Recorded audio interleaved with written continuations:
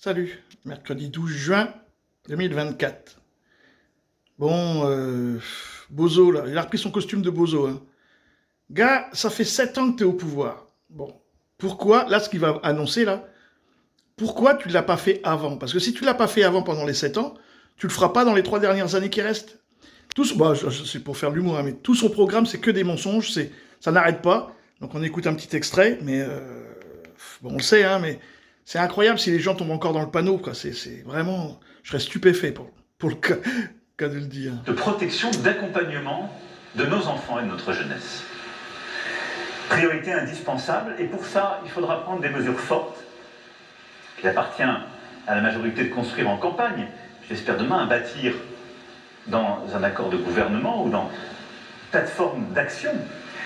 Mais nous devons, pour nos enfants, agir de manière beaucoup plus forte et beaucoup plus claire, procéder à une vraie révolution de l'action publique pour l'enfance et pour la jeunesse, des 1000 premiers jours jusqu'à 20 ans.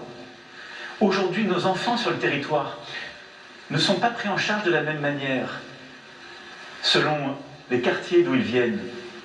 Et le paradoxe, c'est qu'ils sont souvent beaucoup plus abandonnés quand ils viennent de milieux beaucoup plus pauvres. Aussi, il nous faut rebâtir notre aide sociale à l'enfance. C'est une vraie politique nationale qui est à construire. De prise en charge des enfants, d'accompagnement des familles, pour prévenir ces inégalités de départ.